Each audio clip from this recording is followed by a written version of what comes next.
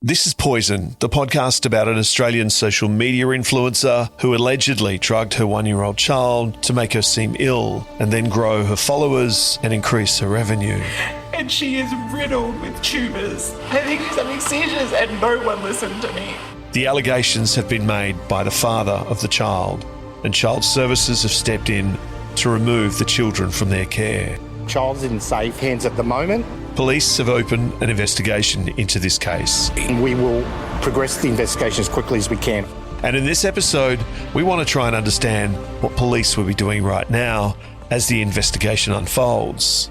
To do that, we've enlisted the help of Damien Marrett, who's a former police detective. Yeah, so I'm a former police detective from Victoria and currently a investigator with my own business. I've read a few books. I've got a bit of notoriety from a couple of different jobs, and here I am. What are some of those bigger jobs that you've done over your detective career? Well, look, they were mainly undercover jobs that involved organised crime and the sort of Griffith Mafia and things like that. But, they weren't the most dangerous jobs. It's just that they're the most heard about. So, I was around for a fair while and totally enjoyed my experience on that ride. But, love the private sector now. Joining me on this podcast, as always, is Mickey Fisher. When we first released the trailer for the podcast, we received some constructive feedback and some not so constructive feedback on why we should be doing this case and if it would interfere in any way with the police work on the issue. That was the first question we wanted to know from Damien, who's best placed to answer. No, not at all. If anything, it actually assists police, because the more this becomes public, which is very much is, the more information comes through, the more comments and people who may know or be party to certain evidence that the police want is all the better. So, if anything, these sort of things, podcasts and all the rest, if it gains information that police can't get through publicity, it's only a good thing. And so one of the important parts, I think, to recognise that if we were to get information that was helpful in a case, we would hand that over. It's not a thing that we're going to keep just for the podcast, right? It makes complete sense that what we're trying to do here is look into the actual facts of what happened. Of course. Look, what you've got to consider is people mistrusting and scared of the police. So they're more likely to put comments on your website or give you a phone call or message directly than what they would the police.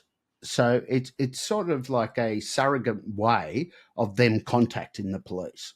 So, this ridiculous thing, like, come on, guys. Look, that's back in the 90s when no transparency whatsoever between police and investigations, and anybody who hurts their investigation by speaking out is going to be arrested. And have police, I guess, recognized how a podcast like this or having the media sort of get the investigation out there can actually be beneficial to the investigation itself? I think the official line is no, but you only have to look at things like the teacher's pet. Now, if that didn't happen, would he be in jail now? I doubt it very much. It's sort of like police are getting people to work for free. You guys are finding witnesses who have valuable information. Look, I've seen it in so many podcasts, and as much as police will not cooperate and will, come on air and anybody who talks about this case, everything's transparent now. We've got social media. I think the problem with a lot of police is that they actually don't know how to work social media and find things that they need as evidence, as in witnesses and so forth. They can identify witnesses that will be really, really important to their cases. But the podcasts are actually doing that now. So, look, I would have loved podcasts to go on in my days, because it actually saves me time. I don't have to knock on every door or, ring every friend of a witness to find out what's going on. What Damien said rang true for us. We have another podcast about the death of a young girl in Tasmania who police say took her own life. The family don't believe that. We launched a podcast about the case in 2023, and as part of that, we opened up an email account and have got over 100 leads that have gotten the family closer to finding an answer. That podcast is called Our Little Edie. We have also set up an email for this podcast. The email address is podcastpoisoned@gmail.com. Within 2 hours, that inbox was inundated. Mm-hmm. One in particular email that we've gone through today before we got on the call with you, Damien, and we're just making sure that, firstly, it's relevant, secondly, that we can corroborate what's been said, is super interesting and stuff that we didn't know or hasn't been in social media. That could be the vital piece of evidence that the police need. So whether it's that one or an email that comes through tomorrow, or the next day or the next day, that sort of information, it's gold.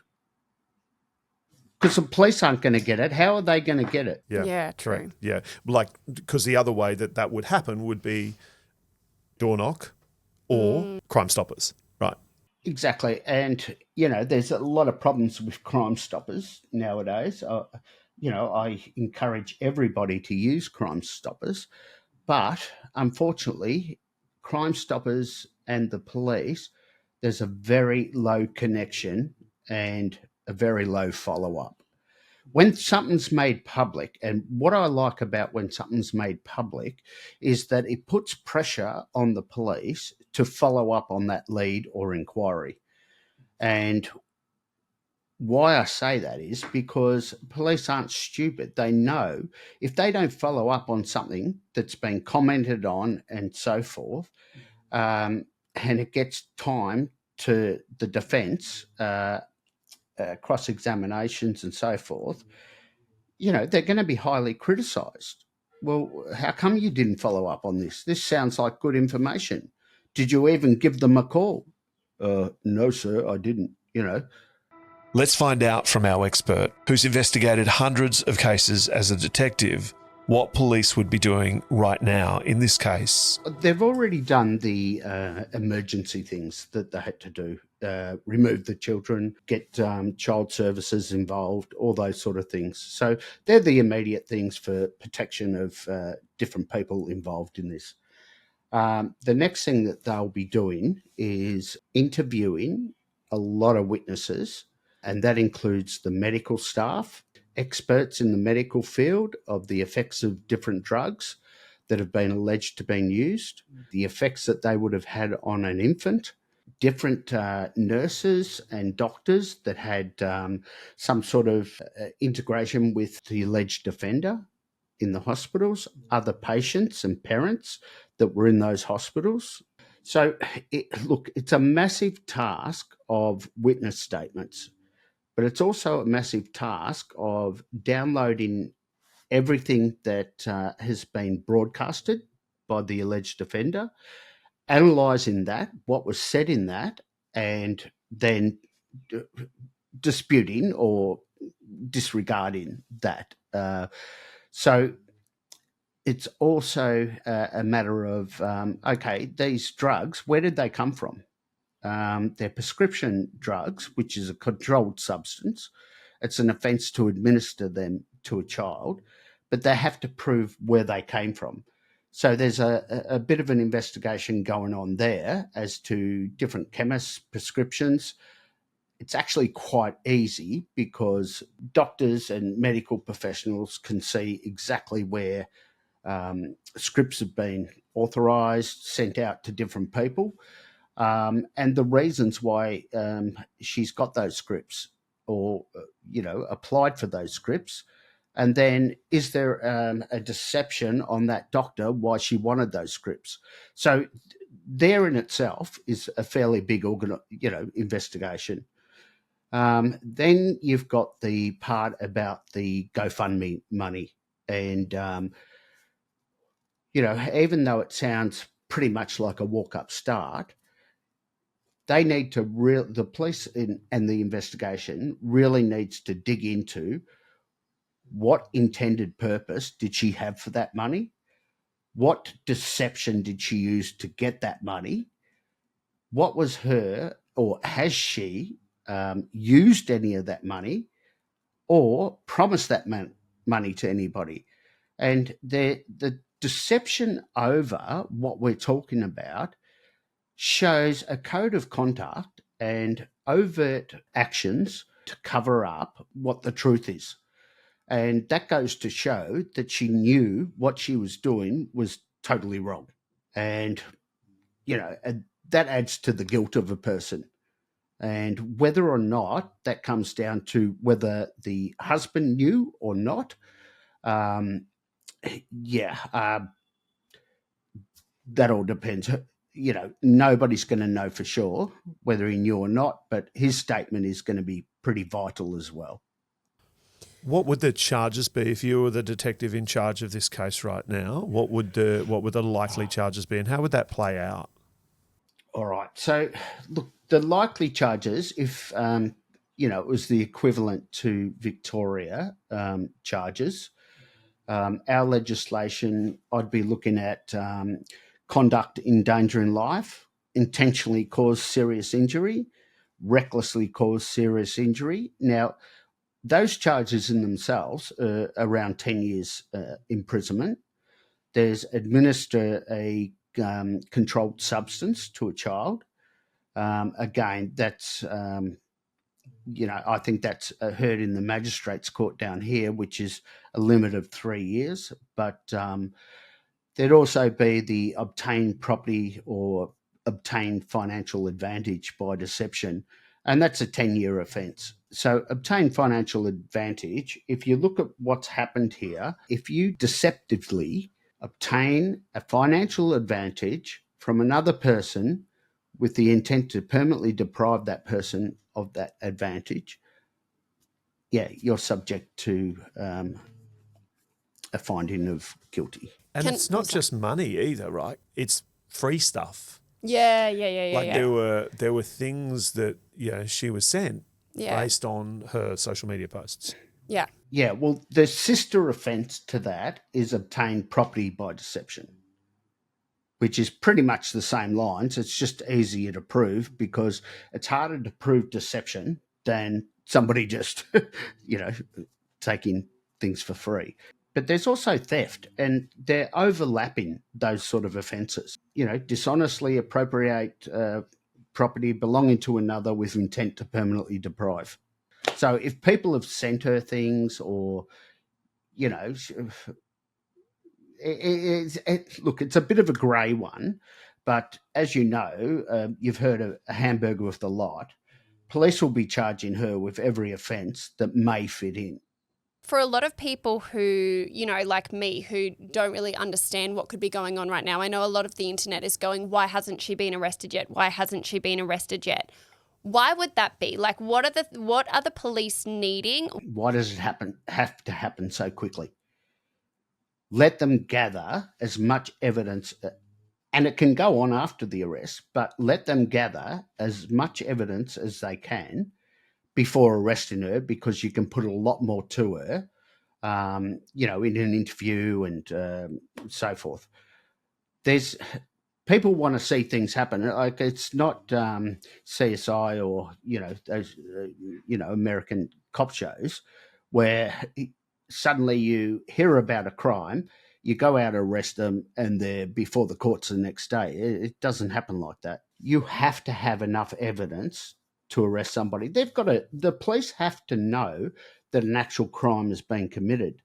Just because there's a lot of people on social media saying this has happened isn't enough. One of the main things that is important in this is for the police to, I don't know whether they've already done it, but to execute a search warrant on her, wherever she's living, and take all her devices, computer devices, because there's going to be a hell of a lot on those devices, including what she's looked up, what unedited versions of social media is on her computer. What messages she's got from other people. And that includes what messages from the husband to see if he was complicit in these alleged crimes. When we reached out to the Queensland Police Service, they told us they were investigating and that it would be weeks, not days, as they started their investigation. In a later statement, they said it would drag us into 2025. Damien, our former police detective, told us that police could charge someone with one charge that might be easier to prove, and then, while in custody, those charges could be upgraded based on new evidence. Look, a case like this, I would say the likelihood of 2025 is correct. But yes, you can charge her with a easier offence to prove in court. Now, whether that be the GoFundMe money, whether that be the obtaining the drugs by deception from a doctor, any of those charges, and at least charge her with something, so she's then going to be on bail, and there's more scrutiny over her movements. I don't think she's a flight risk or anything like that, but yeah, you can keep adding charges. The only thing you've got to be careful of is this, speedy sort of resolution at trial. And so if you charge her, you want to make sure that your ducks are aligned, that you're not going to spend another 2 years investigating, because that first charge, that eventually the judge or magistrate will throw it out if you're not going to go ahead with it. There's a similar case not involving a child down in Melbourne that you're across. Do you want to talk about the Bell case? Yeah, I mean, this was a huge case. Belle Gibson said that she had cancer. She was a blogger. I wonder whether it was before all the GoFundMe stuff, because I don't remember a GoFundMe sort of part to this. This is a little bit different because she was selling all these alternative remedies and things like that in books and, subscribe to my blog and all this sort of stuff. And it was a total ripoff, and she made millions. And the problem with that was that we didn't have the laws under the Crimes Act in Victoria to charge her criminally. And so it had to appear before Consumer Affairs for false representing what she was selling. And you can only sort of force her to pay back certain amounts of money. And the police got involved early on, but they continually raided her property because she was being deceptive about how much she'd made off selling her alternative methods and so forth. But we've changed the law since then to cover things like Belle Gibson and people like who we're speaking about now. Did she almost not get away with it, but to a degree sort of kind of get away with a bit because of the way that the laws were designed at the time? Yeah. See, every state in Australia is pretty behind with social media, blogging, and people giving money to people on social media. So we kind of had nothing to compare it to. How else would that have been committed before social media? Going house to house, hey, I've got an alternative, or I'm appearing on a TV show, because no TV show before this would have allowed her to be on there. Can you see what I'm saying? Like, there was never anything for us to legislate a law against these sort of things. Can I throw an alternate theory in here? Because, we are talking about allegations here. Nothing has been proven. Mm-hmm. No one has been charged. And although, we've got a podcast talking about it, we're talking to you about scenarios where, the allegations might be proven.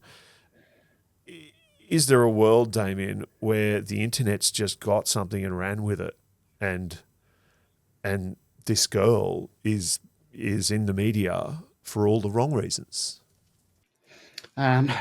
Yeah, obviously there is a world like that. I think there's been so many cases where armchair detectives have crucified people, mainly in America, only to be found that it's totally false.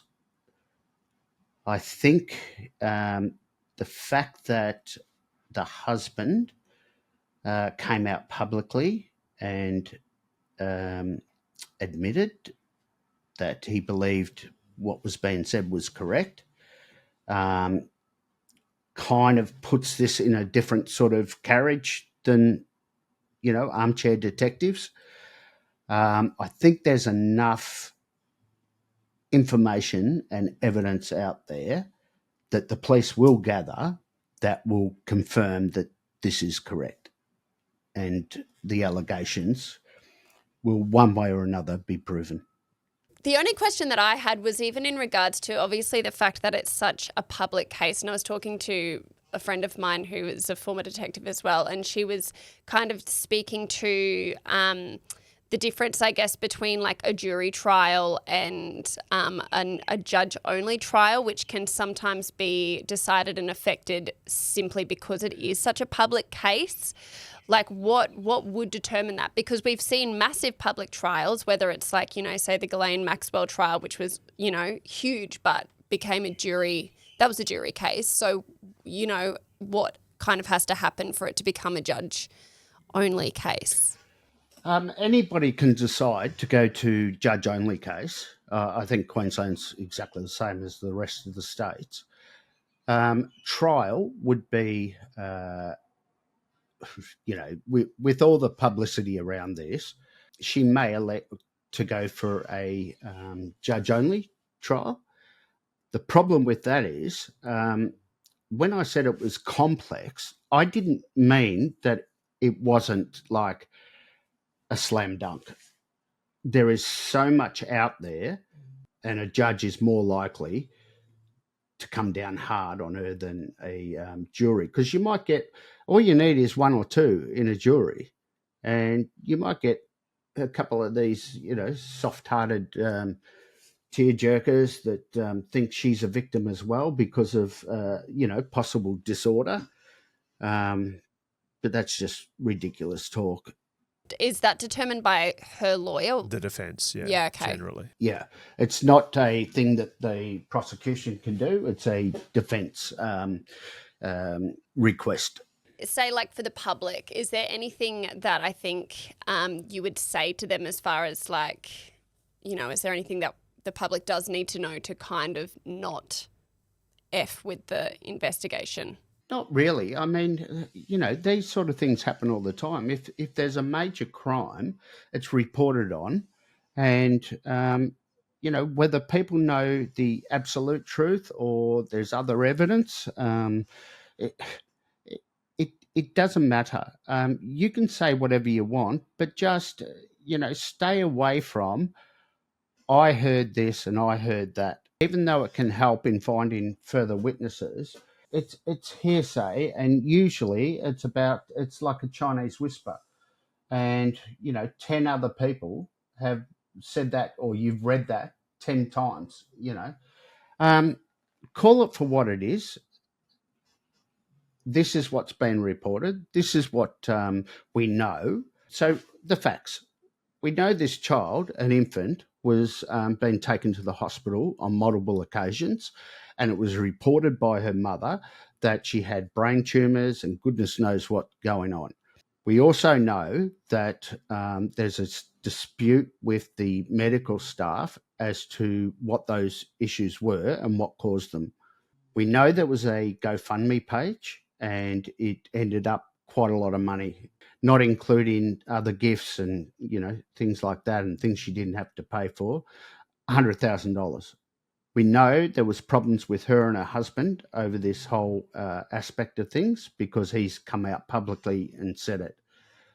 Let's wait. If you had anything to do with the case and firsthand, yeah, please, I'm the first to say, come out and say it, because it may be vital or essential information that is needed to plug the little holes in a case like this.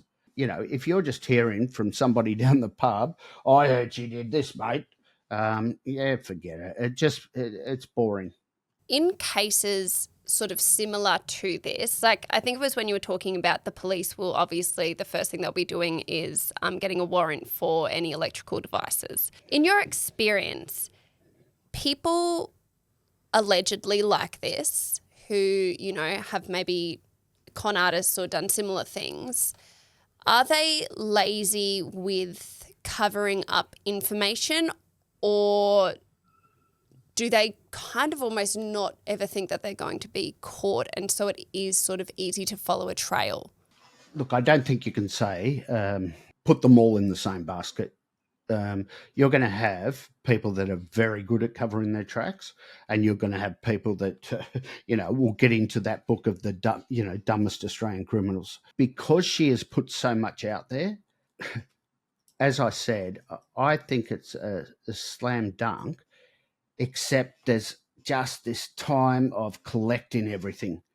It's all on her computer. I mean, you can't just keep posting, and you would know what it's like on social media. The more posts, you can't even remember what you've put out there, what you've edited, what you've done. I would say she's not a mastermind by any means, and if police haven't already seized all that sort of equipment, I'd be very shocked. If you have information about this case and you want to help, you can call Crime Stoppers on 1800 333 000, or you can email us at podcastpoisoned@gmail.com. Next week on Poison, we talk to an Australian criminal psychologist. Tim Watson-Munro, criminal psychologist, former national chairperson of the Forensic College of the Australian Psychological Society, former academic. I've worked in this space for about 46 years now. I've assessed in excess of 25,000 people during that time.